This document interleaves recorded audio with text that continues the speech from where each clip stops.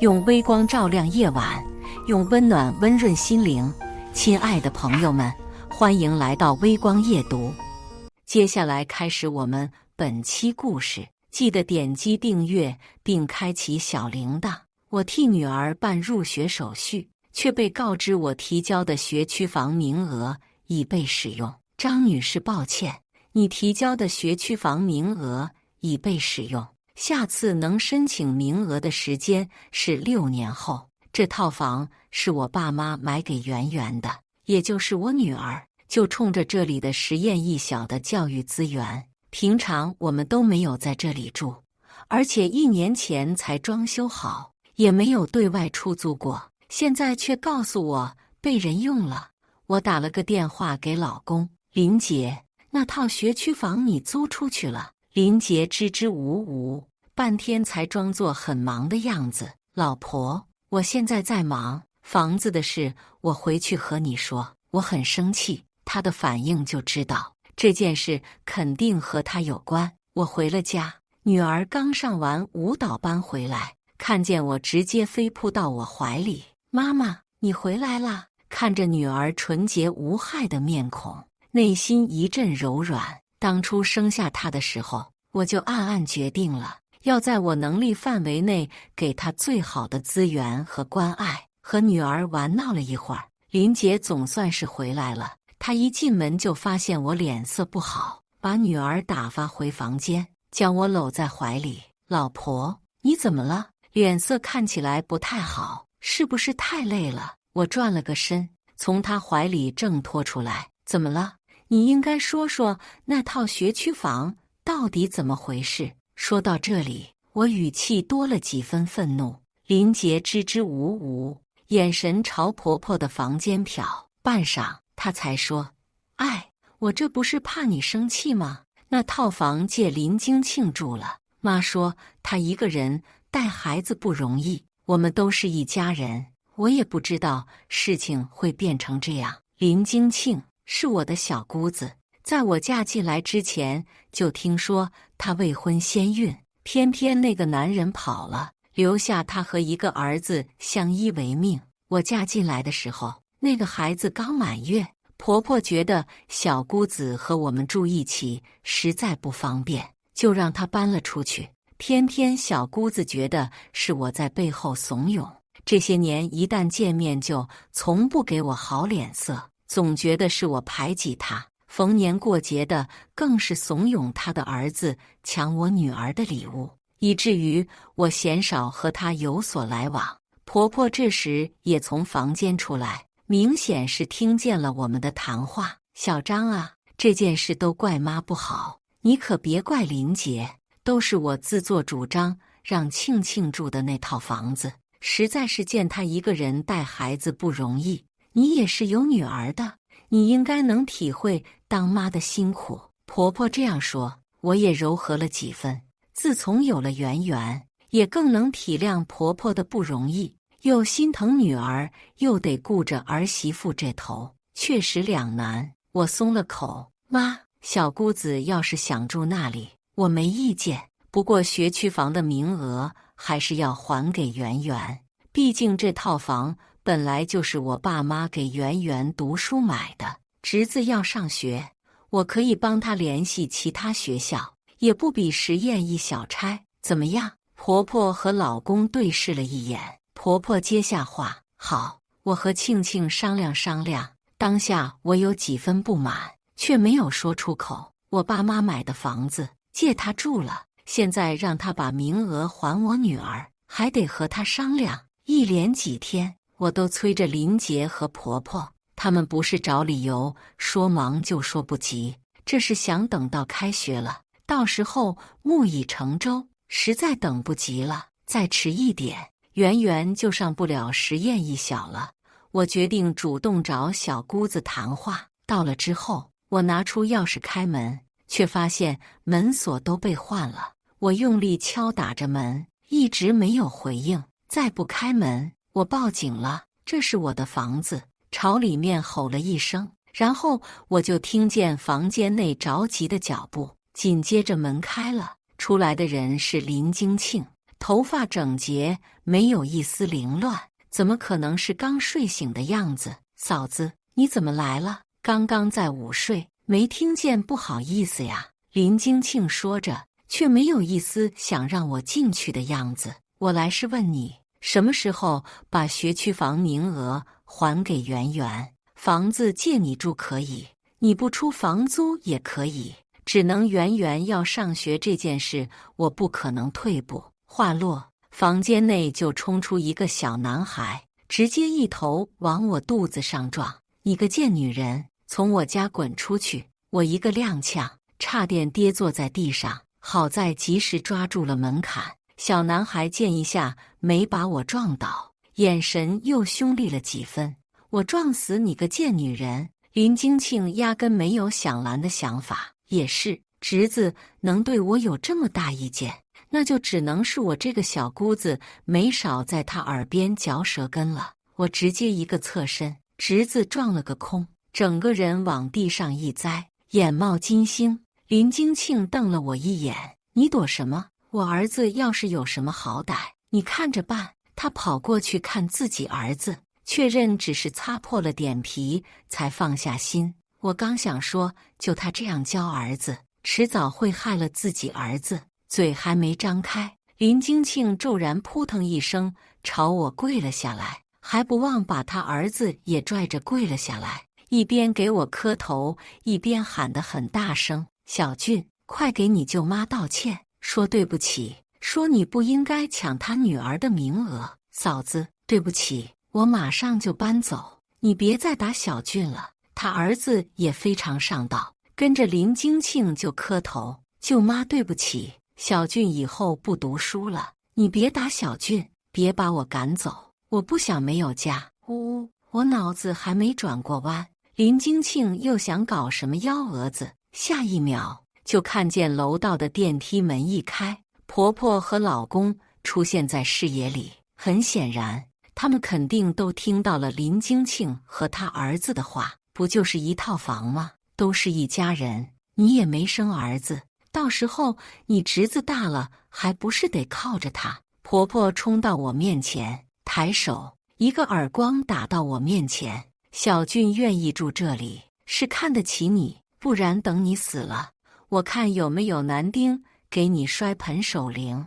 你还敢打我宝贝孙儿？你真的要翻天了！林杰看了我一眼，你真的让我太失望了。继而转头将林京庆母子扶起，林京庆母子相继扑进林杰怀里大哭：哥，嫂子容不下我，我还是走吧。呜呜，舅舅小俊的头好痛啊！小俊以后是不是没有家了？我想要爸爸。呜呜，整个楼道都充斥着林京庆母子俩的哭声。我气得手都在发抖。林杰，你也相信是我打的？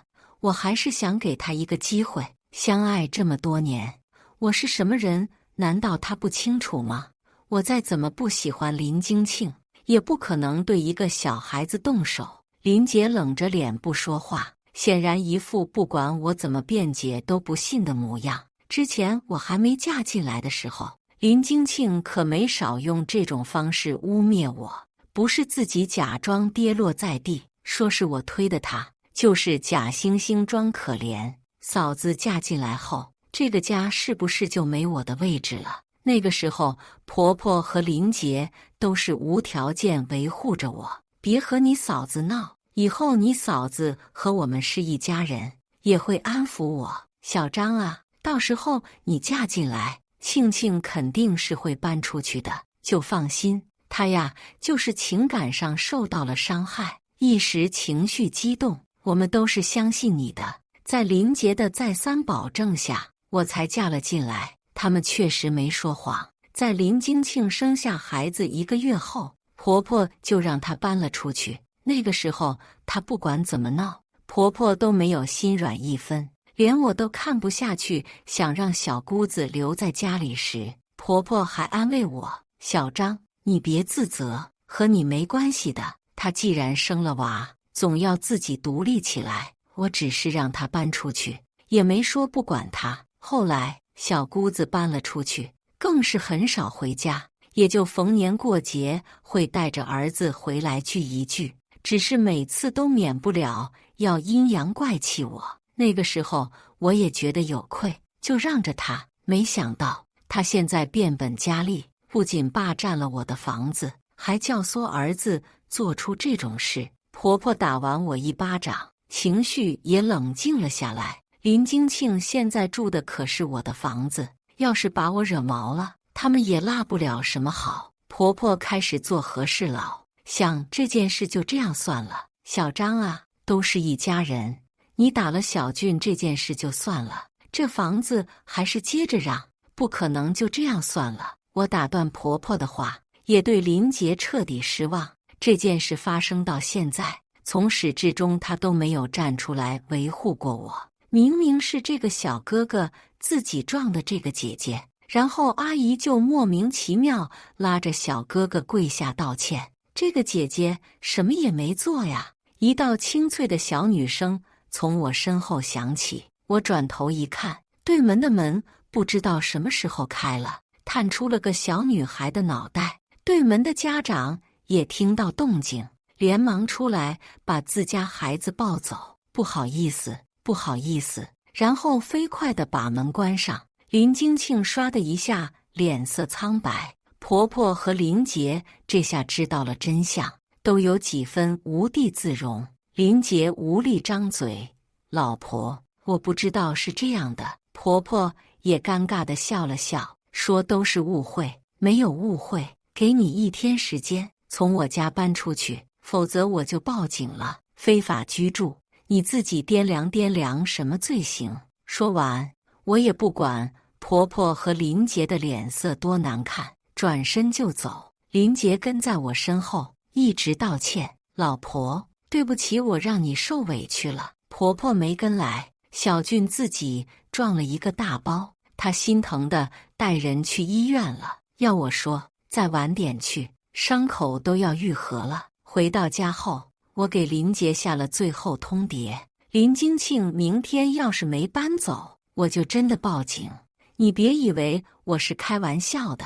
林杰连连和我保证，我马上让庆庆搬走，也让他把我们女儿的名额让出来。尽管他这样说，我依旧很生气。这也是第一次，我和林杰结婚这么多年，分房而睡，他睡主卧，我和女儿一起睡。半夜，女儿突然闹肚子疼，我匆忙敲响主卧的门，门打开一看，根本没有人。女儿又痛得厉害，小脸蜡白，有气无力地喊着妈妈，让我忍不住落泪。我也顾不上其他，也没注意到婆婆也不在家，抱着女儿打车前往医院。到医院忙了半天，医生说是吃坏了肚子，挂个点滴就好，我这才松了口气。我带着女儿坐到急诊的走廊，她窝在我怀里：“妈妈，爸爸呢？”我打了10几个电话给林杰，都是无人接通。爸爸有工作要忙，圆圆乖，挂完这瓶点滴，我们就回家了。我轻声安抚着女儿，一遍又一遍擦去她额角上的汗珠，直到凌晨3点，终于挂完了点滴。女儿也已经睡着了，站起身的时候，我腿都麻了，怕吵醒女儿，硬生生抱着站在原地。也就是在这时，我居然在医院看到了林杰。我以为他是看见了我发的消息赶来的，刚要出声喊住他，下一刻我就看见林杰往病房走去。我一点一点抱着女儿挪了过去。病房里，小俊躺在床上，哼哼唧唧地喊着头疼。林金庆急得快哭了，见林杰来了，好似松一口气。婆婆也在一旁着急忙慌，他们好像才是一家人。我看了看迟迟没有回复的消息，抱着女儿独自离开了，也暗暗做下了一个决定：我要离婚。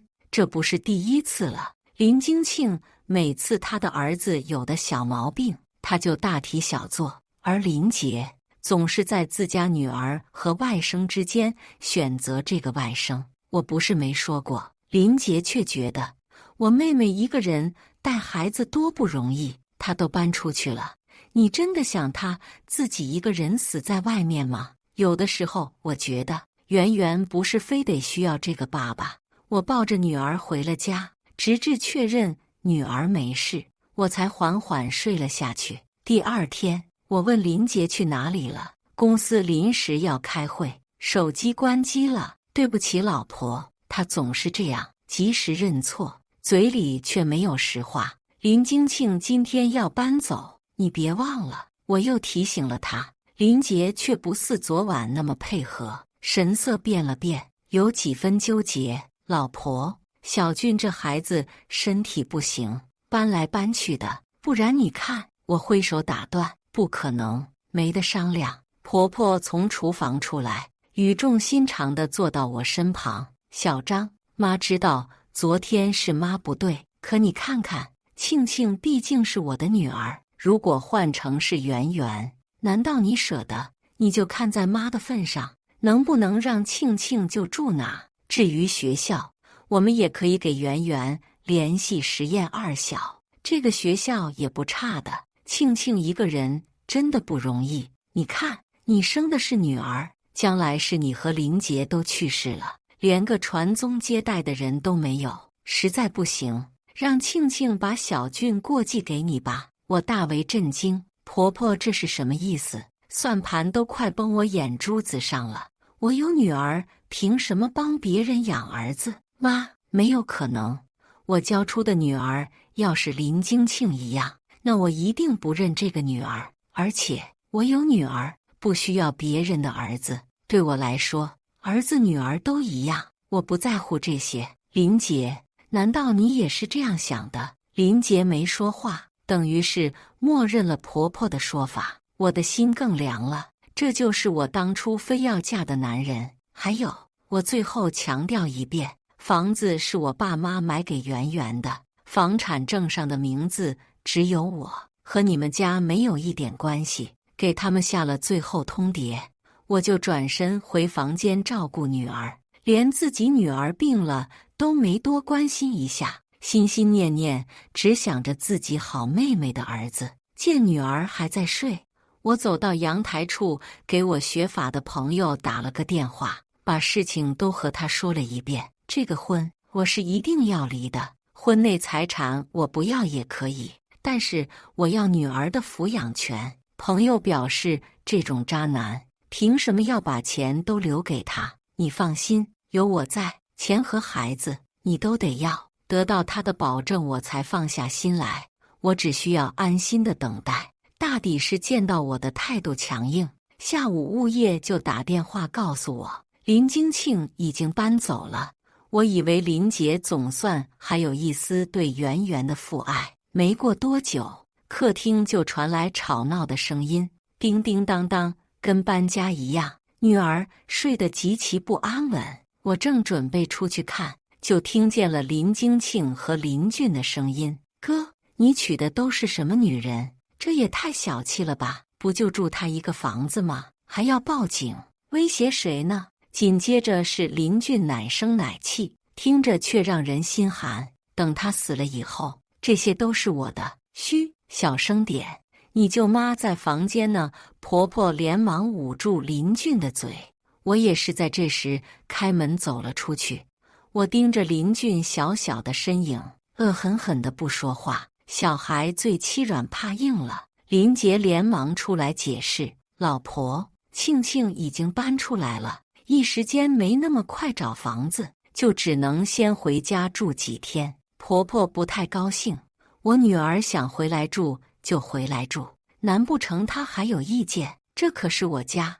这个她不言而喻，说的就是我了。明明当初把林京庆赶出去的也是她。自从我生了圆圆，表示不可能再生二胎后，婆婆对我态度简直就是180度大转变。我刚想说话，电话就响了起来，是我那个律师朋友约我出门一趟，还挺急。我懒得和他们争吵。圆圆病了，在睡觉。林姐，你看着点，我出去一趟。朋友和我约的地点就在家附近，一来一回也就10分钟。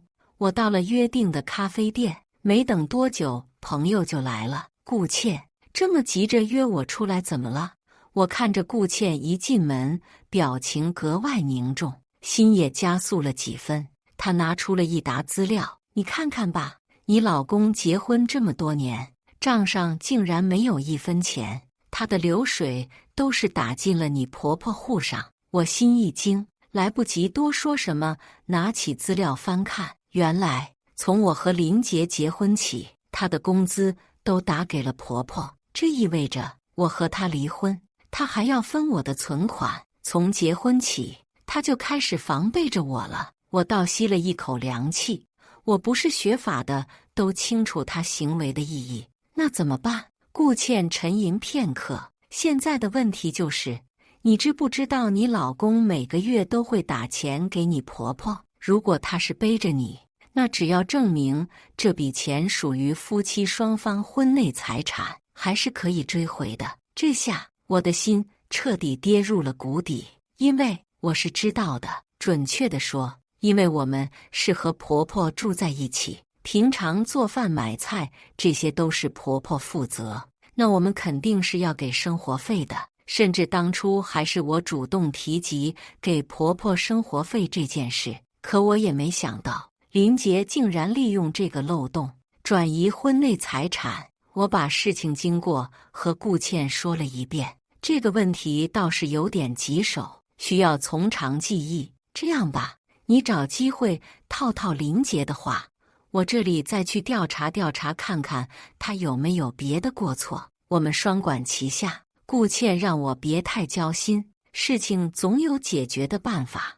我不知道是以什么样的心态走回了家。到家门口时，一阵哭声让我瞬间清醒，因为那是圆圆的声音。我连忙开门，就看见圆圆摔倒在地，额角上流着鲜血，脚边还有摔碎的玻璃渣。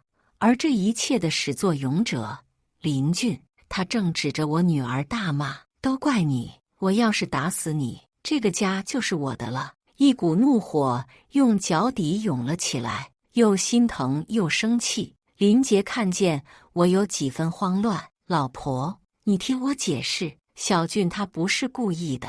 我故意你吗？我冲上前，直接往林杰脸上扇了一个耳光。你配做个爸爸吗？自己女儿被人欺负了，你还帮欺负的那个说话。我又一个转身，直接揪起了林俊的衣领，对着他左右开弓。小小年纪不学好，今天我就教你怎么做人。大概是被我气势吓住了，婆婆和林京庆没一个上前拦着我的，直到林俊哇的哭出了声，喊着妈妈救我，你快打死这个贱女人。他们这才反应过来，连忙上前拦住我的手。我把人甩在地上，也不担心他会摔疼，这地上铺了地毯，摔不死。我把女儿搂在怀里，圆圆不怕呀，妈妈帮你欺负了坏人了，你告诉妈妈发生了什么好不好？在女儿断断续续的哭声中，我才明白，女儿睡醒了，找不到我，就自己出来客厅，然后就看见林俊把他最喜欢的娃娃掰断了手。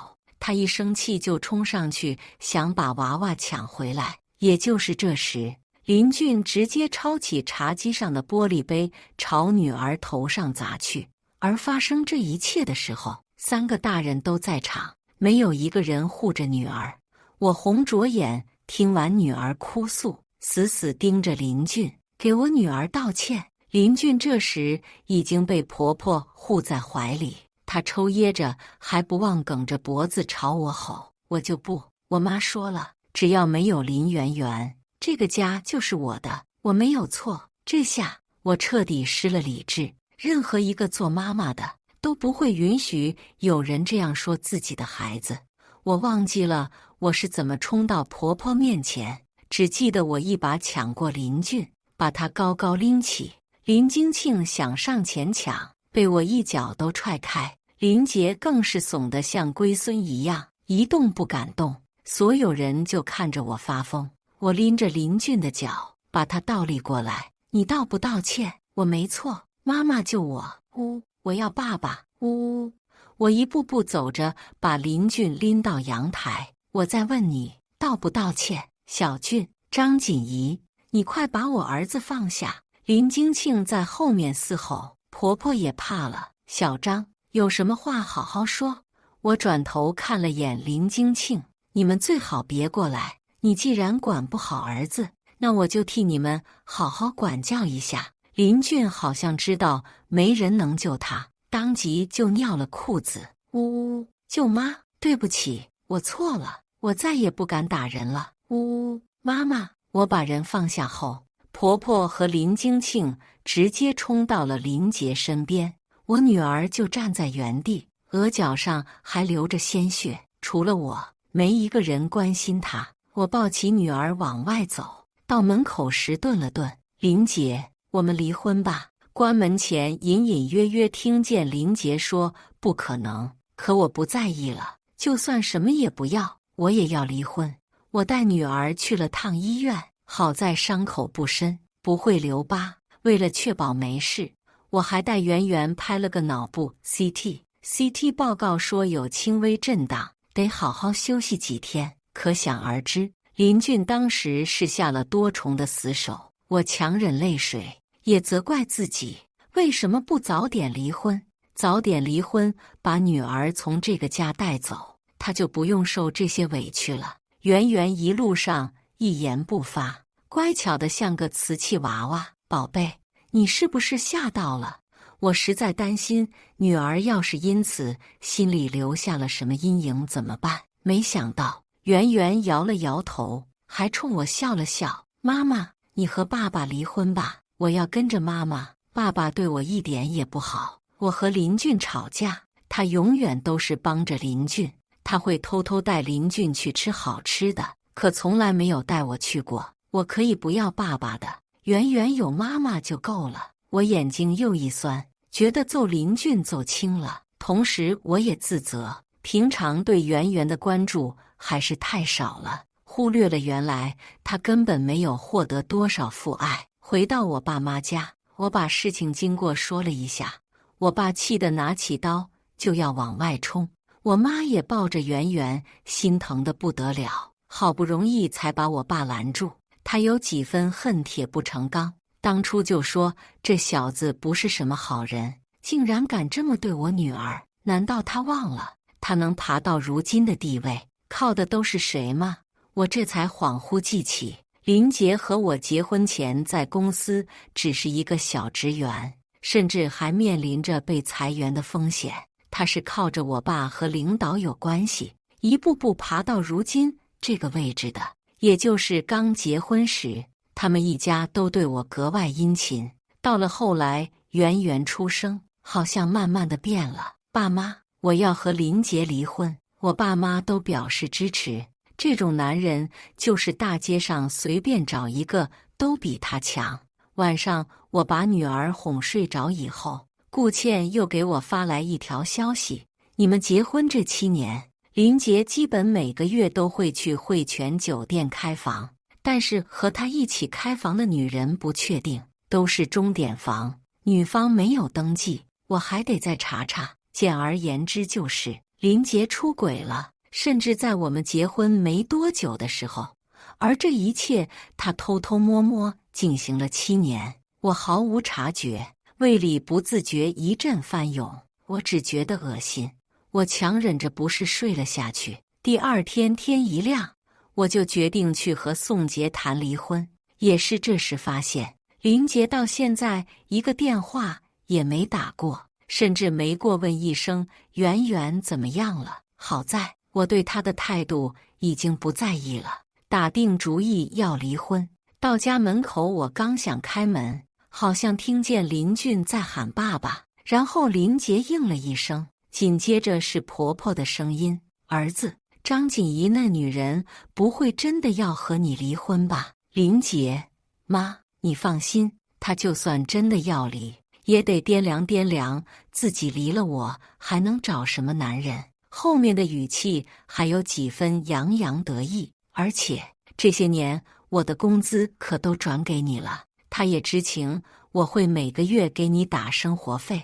难道有法律规定不能把自己工资都上交给自己妈吗？婚内财产她不仅1分钱拿不到，还得把她的存款分给我。听到这里，我的拳头不自觉攥紧，恨不得冲进去给她来上2拳。婆婆又说，离了也好，赶紧给我乖孙一个名分，要怪就怪那个女人生不出个带把的。还好有庆庆，真是委屈你了，信息量有点大。乖孙、名分，还好有林金庆，每个字我都认得，怎么合在一起就听不懂了？还好林金庆好心的替我解决了这个疑惑。妈，不委屈，当初让杰哥娶了林金庆，我也是同意的，只要是能对杰哥好，我受什么委屈也是愿意的。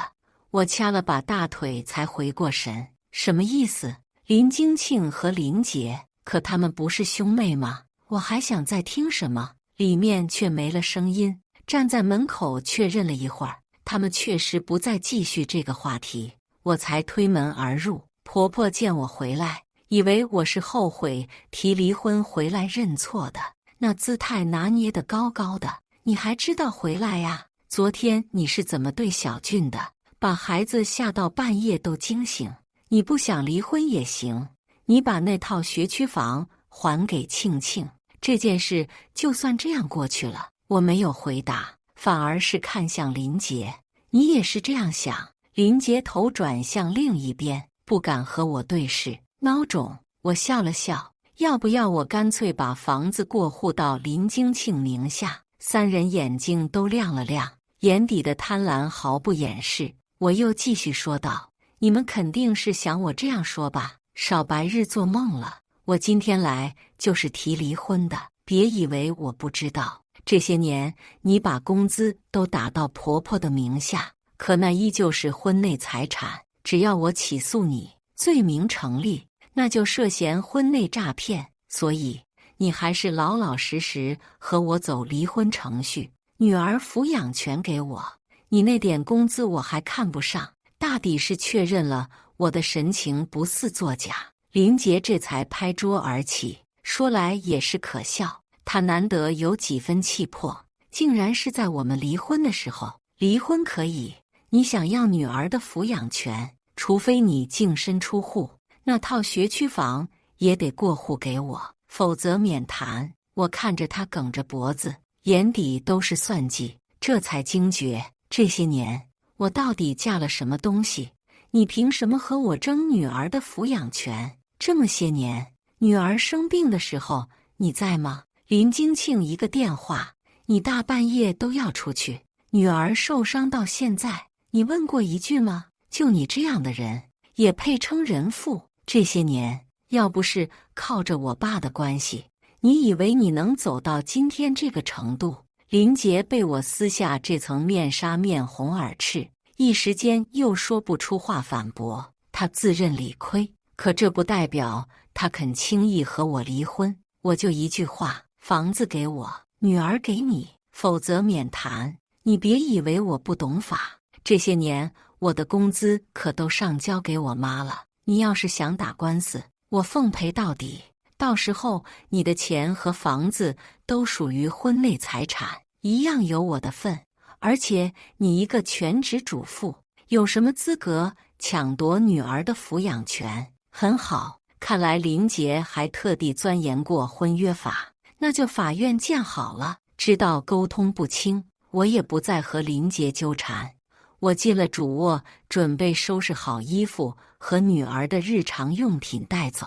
林杰想拦着我，不让我进去，我直接一个过肩摔，然后从他身上跨过。你是忘了我体院毕业的？进了房间后，我才明白林杰为什么不肯让我进，因为这里竟然有林金庆的衣服。这一刻，我开始怀疑他们之间的关系，这真是亲兄妹能做出来的。我收拾好女儿的东西，离开林家，准备继续找顾倩深入调查。回到住处，没想到顾倩却先一步打来电话，一开口我就震惊了。顾倩，锦怡，你那个什么小姑子根本不是林杰的亲妹妹，我找人调查，你婆婆从始至终只生了一个，而林金庆应该是你婆婆买下来的童养媳。细思极恐，她的儿子比圆圆还大1岁呢。一切真相都浮出水面，之前林杰的一切行为好像都得到了解释。这样看来，婆婆显然是知情的才对，她怎么敢放纵这段关系？这么说，我才是那个小三。顾倩沉思，你别这样想，我猜他们是为了你给林杰带来的资源，你才是那个受害者。放心，你和林杰是有法律保护的婚约。这些年，他和林京庆算是婚内出轨，到时候打官司肯定是对你有利。到这一步了，钱我也不要了。林杰既然敢把事情做这么绝，那我也不打算让他好过。我把林杰和林俊的亲子报告，以及林杰和林京庆的开房记录打印成传单，然后请了几个小时工。我让他们在林杰的公司附近和家里不同时段连续发传单。短短几天，林杰骗婚的事闹得沸沸扬扬。至于学区房的名额，林家根本不可能主动再让出来，我直接以违法占有、欺诈占有学区名额进行了申诉。要知道，他们替林俊办理入学，从始至终都没有经过我这个业主的同意，更是非法入住。尽管现在搬出来了，我也有起诉他们的权利。直到法院的审判书送到林杰面前，他才慌不答迭打电话求饶。已经晚了，我掌握了林杰出轨的证据，还有他亲口承认这些年打给婆婆的钱都是婚内财产的录音，足够我起诉了。开庭那天，法院同时审理我和林杰的婚姻判决，以及林杰和林京庆欺诈获取学区房名额，还有对林京庆的婚内财产追回起诉。你真狠！开庭前，林杰在被告席咬牙切齿道：“我根本不在意，证据一应俱全。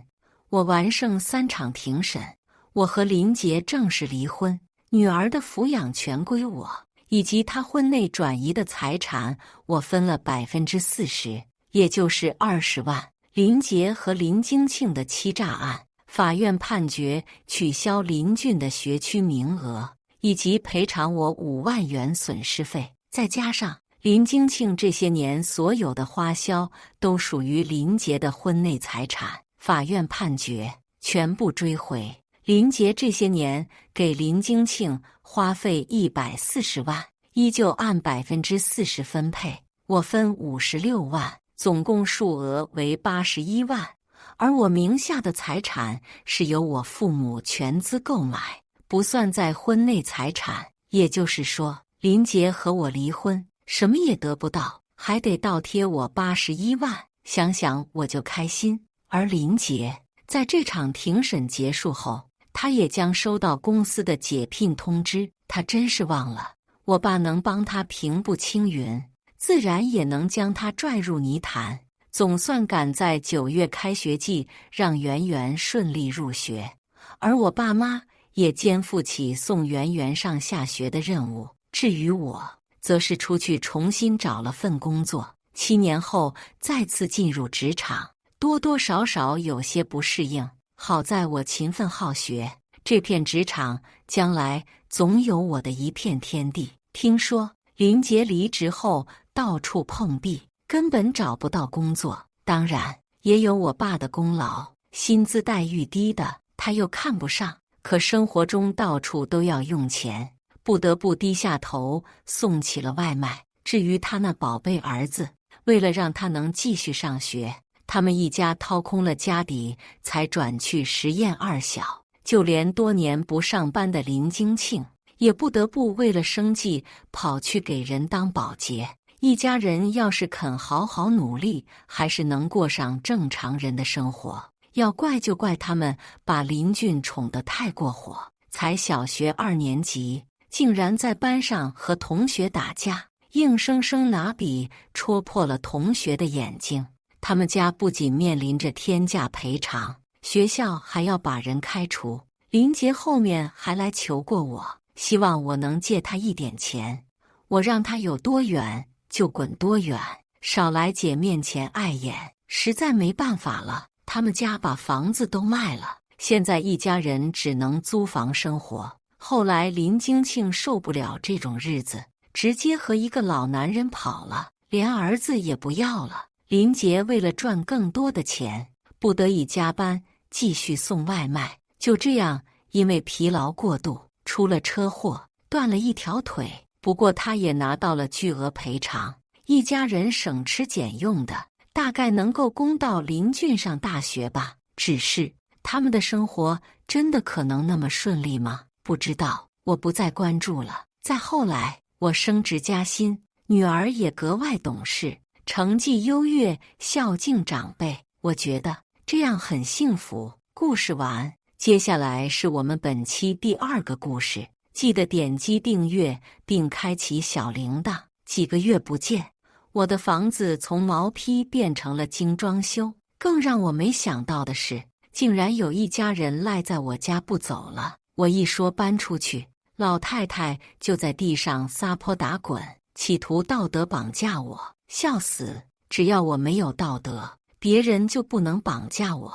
我不知道大家遇见过最神奇的事情是什么？在我20几年的人生中，我遇见过最神奇的事情，便是自己买了几个月的毛坯房被人装修好了。那天，我和闺蜜许佳出去逛街，经过一个高档小区，我想起自己几个月前在这里买下一套房子，便想着来看看小区门口。因为这趟行程是我心血来潮，门禁卡自然是忘带了。正当我们想找保安开门时，一个老太太刷开了门，迅速闪了进去。她白了我和闺蜜一眼，说道：“现在的年轻女的真是不得了，想钓金龟婿还在门口守着，那声音怕我们听不到似的。”许家是个暴脾气，你怎么说话的？老太太明显被许家的大嗓门吓了一跳，抚着胸口，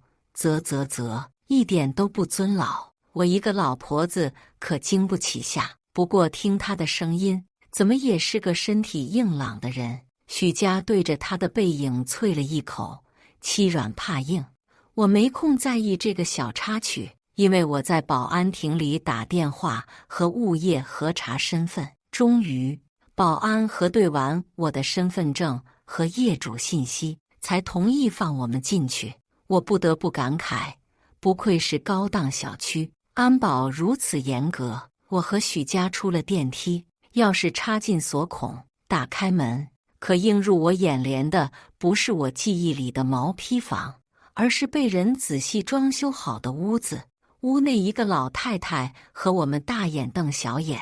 看到这一幕，我还以为我开错了门，不好意思，我下意识道歉。我把门虚掩上，再次看了眼门牌，是我家，没错呀。我还没反应过来，里面传来尖锐而熟悉的声音：“好家伙，你们钓金龟婿还上门呢？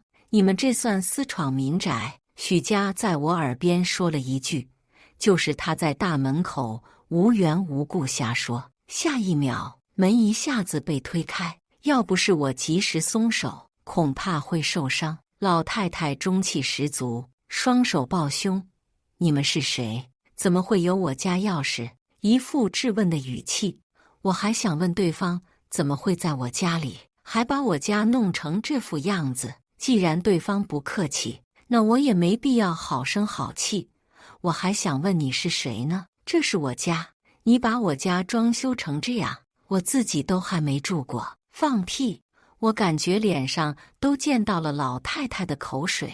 这我儿子买的房子，孝敬我的，我知道和这种人讲不清。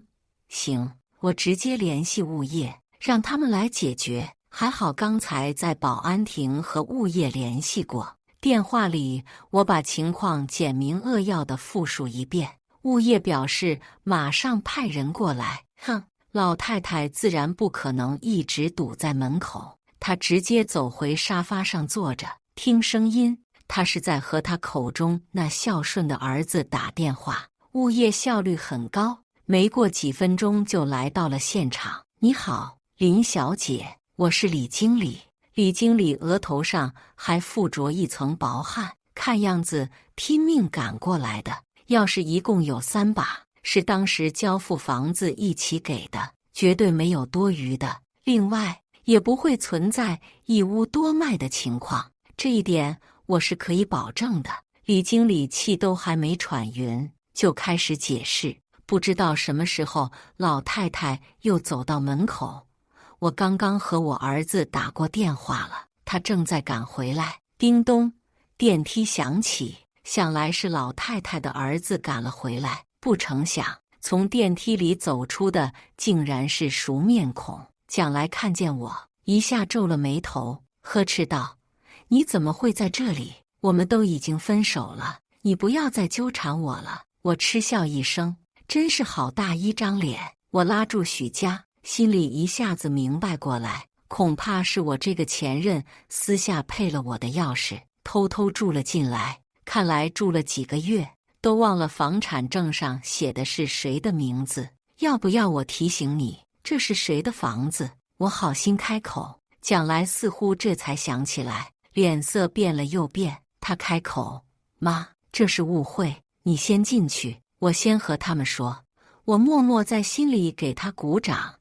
这时候还不忘保持大孝子形象，真是厉害。老太太，应该说是蒋母，砰的一声把门甩上。蒋来像是变脸一般，迅速换上了痴情的眼神。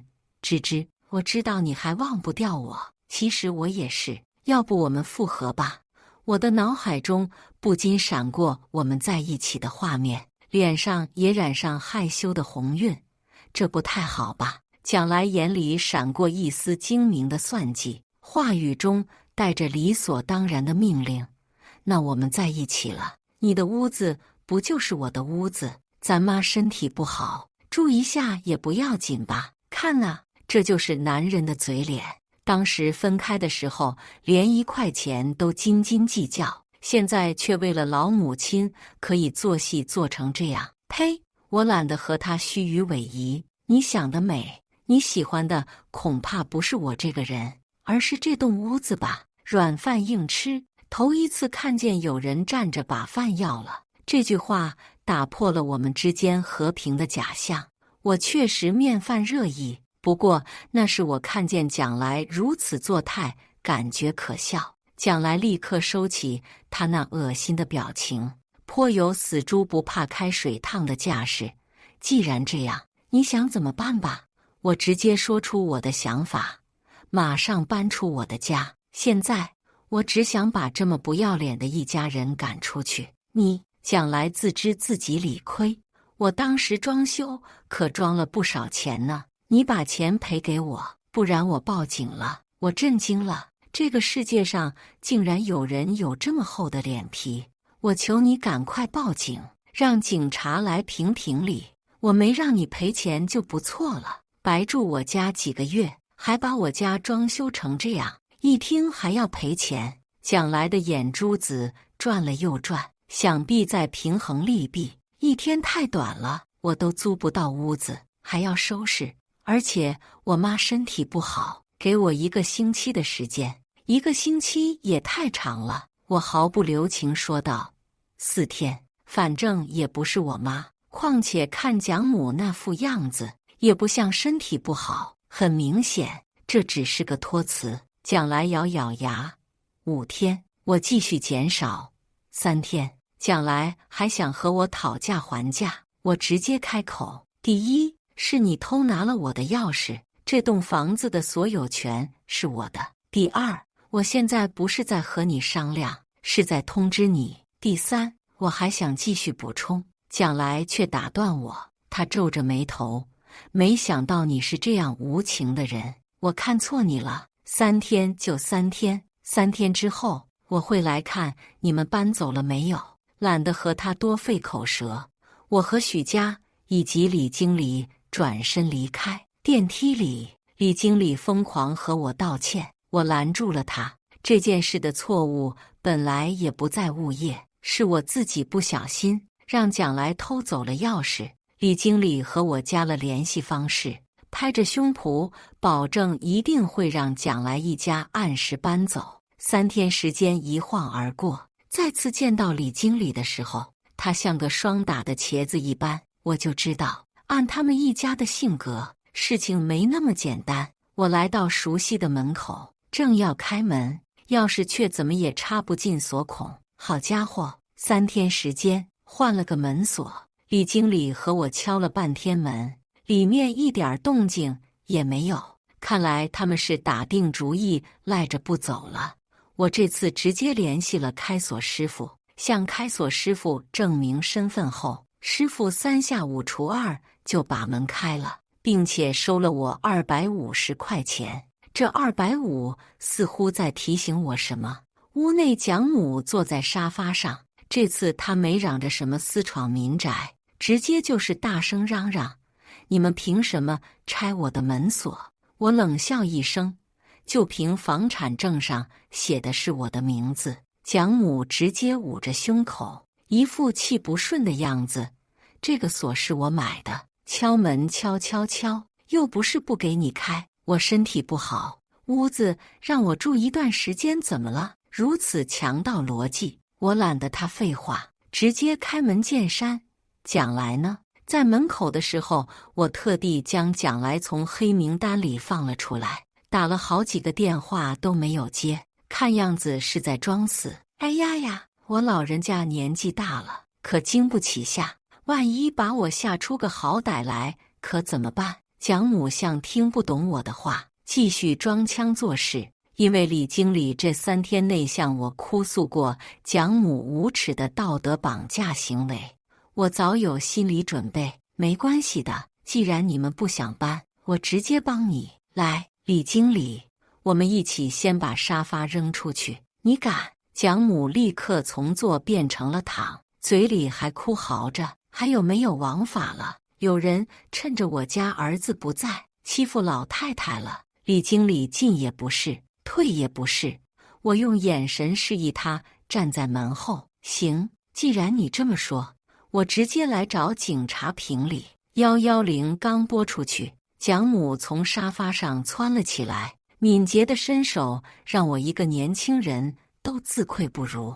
他一把夺过我的手机，把它往地上重重一摔。我内心十分平静，毕竟我早就料到了这种撒泼举动。捡起来一看，果不其然，屏幕裂得和蜘蛛网一样，无论按什么按键都毫无反应。行了，现在还要赔我一个手机钱，这可是刚出的最新款手机，价格可不便宜。一听这话，蒋母瞪圆了双眼，直接躺了下来。什么手机？小姑娘，饭可以乱吃，话不能乱说。我什么时候摔了你手机？我还说你推我呢。你好，请问哪位是林芝芝女士？几个穿着制服的警察出现在门口，将眼前这荒唐的一幕收入眼底。是我，对于这样子的一家人，没有必要留情。既然料到了蒋母会撒泼，所以我在叫开锁师傅的时候，就直接报了警，讲明了情况。李经理也从警察身后探出了脑袋，手里举着手机。警察同志，刚才发生的事情我都已经录下来了，当然这件事也是我提前吩咐给李经理的。蒋母没想到李经理偷偷在后面录了像，有些讪讪地从地上爬了起来。蒋母这个时候还在嘴硬，谁知道你们是不是这个女人请人来假扮的，蒙骗我这个老人家。有个警察听了这话，直接把证件掏出来放到蒋母眼前。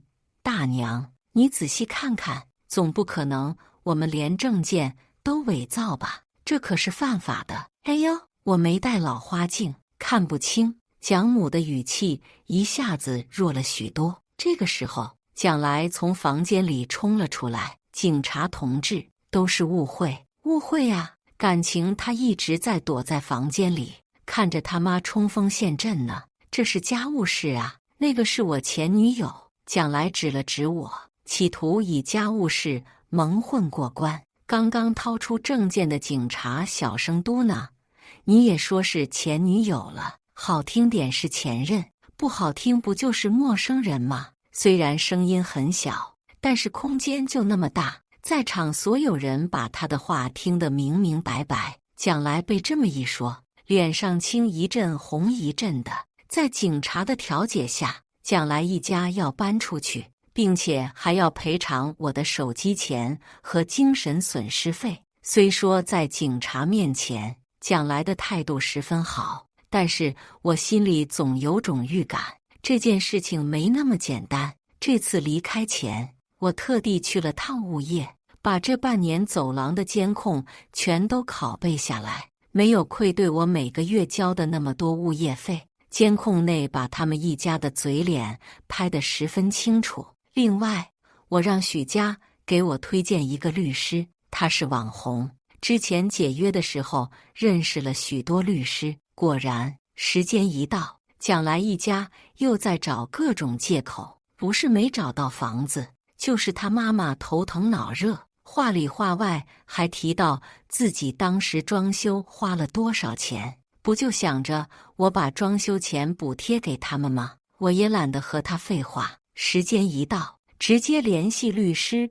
准备起诉。蒋来收到法院传票那天，给我发信息，什么意思？这条信息我没有回复。过一会儿，他又发了一条：林芝芝，你真是好样的，之后你不要后悔，来求我。求他？开什么玩笑？蒋来的威胁没有被我放在心上，我并不觉得他能翻出什么风浪。过了几个小时，许家给我发来一个视频，视频中蒋母哭得一把鼻涕一把泪。林芝芝，你要害死我呀！我本来身体就不好，在我儿子和林芝芝谈恋爱期间，我儿子把我从农村接了过来，也没和小两口住。我儿子有孝心，给我找了套房子，可是林芝芝在和我儿子分手后，一直死缠烂打，甚至带人来我家堵我们。我儿子被他逼的这些天一直休息不好，为了我，他找了好几家房子都不满意，现在更是变本加厉。我找了警察，可是警察也站在他那边，我是真的没办法了，才发出来几张似是而非的视频截图，加上春秋笔法，一下子让网友义愤填膺，舆论迅速发酵，评论里铺天盖地对我都是指责，偶尔有理中客出来劝大家冷静一点，但马上就被所谓的正义之士喷得体无完肤。因为有张截图是我和许家第一次上门时被偷拍的，虽然糊，但是依稀可以看出来是许家，所以许家的粉丝私信他，他才知道这个视频。我靠，这也太不要脸了吧！明明你是受害者，他们还把黑的说成白的，感觉许家气的都快内伤了。我敢说，他们之前肯定请了水军带了节奏。你看热评前几 IP 地址都是一个地方。许家继续补充，要不我帮你澄清一下吧，受不了了。什么人啊？还好你当初跑得快。我拒绝了许家的提议。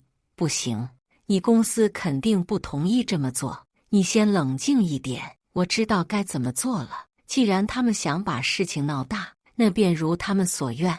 我把收集好的证据一条条编辑好，在短视频平台上注册一个号，我取名叫林芝芝本芝。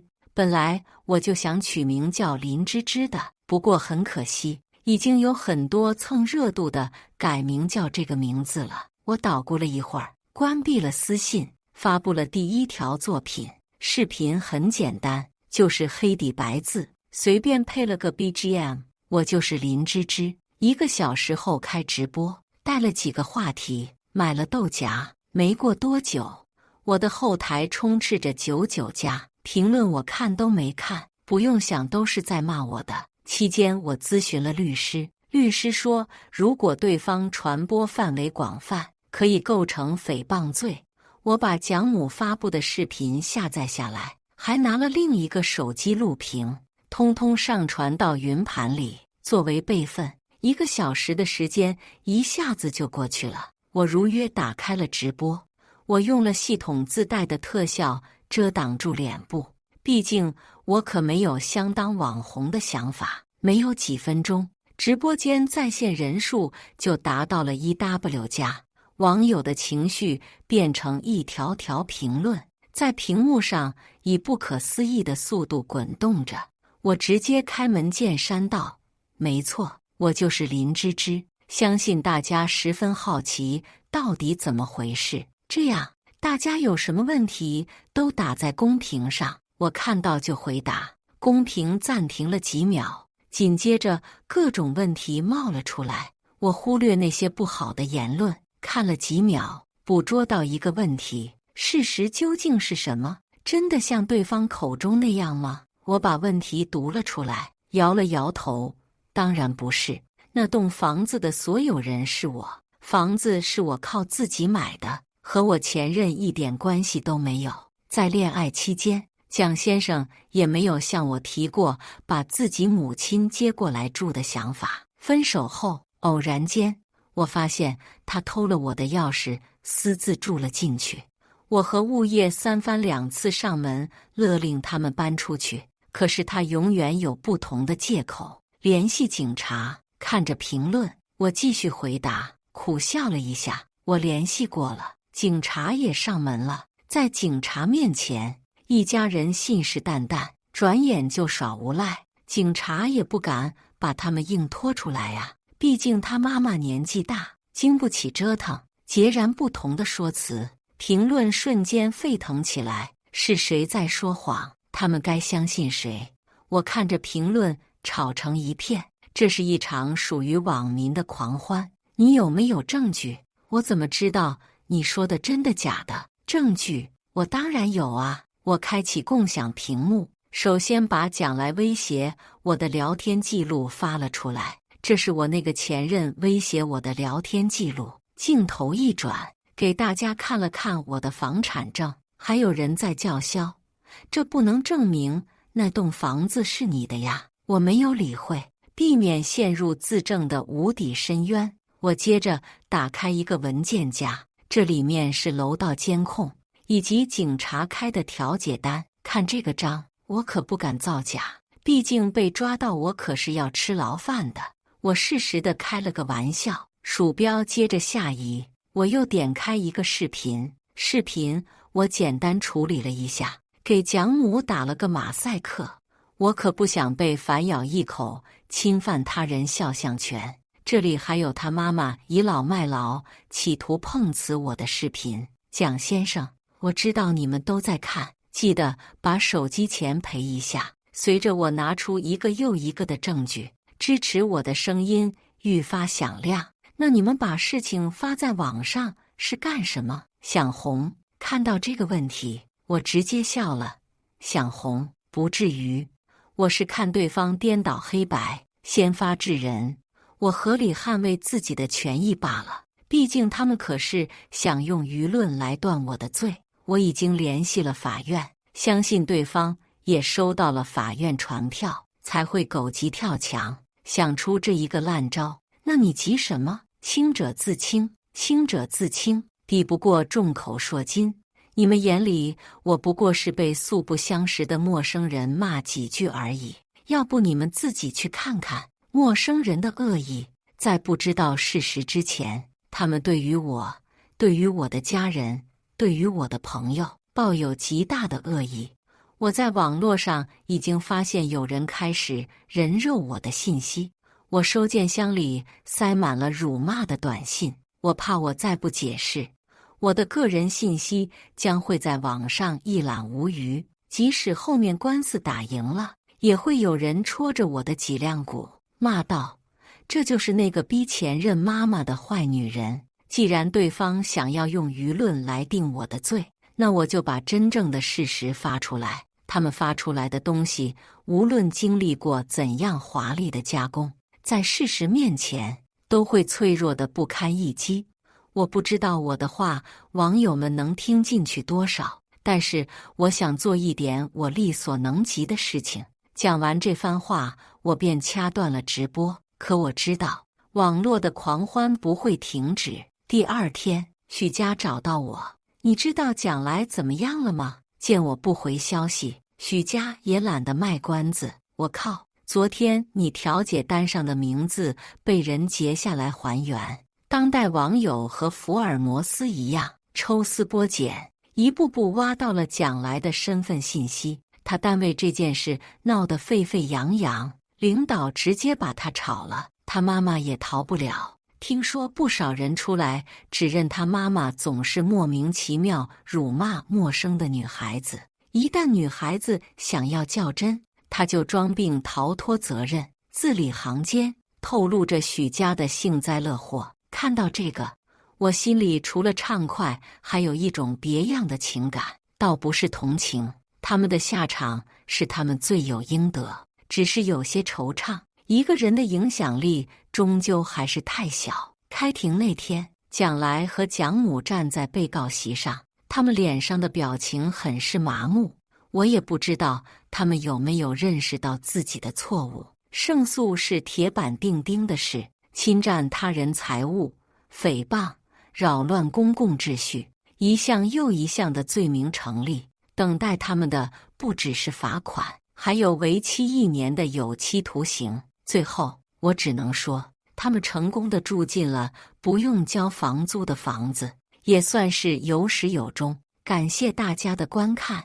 本期影片，大家觉得是第一个故事精彩，还是第二个故事精彩呢？欢迎大家在下方评论区讨论。如果你喜欢这类故事，记得点击订阅微光夜读，并分享给更多的人，这会对我帮助很大。再次感谢大家的观看。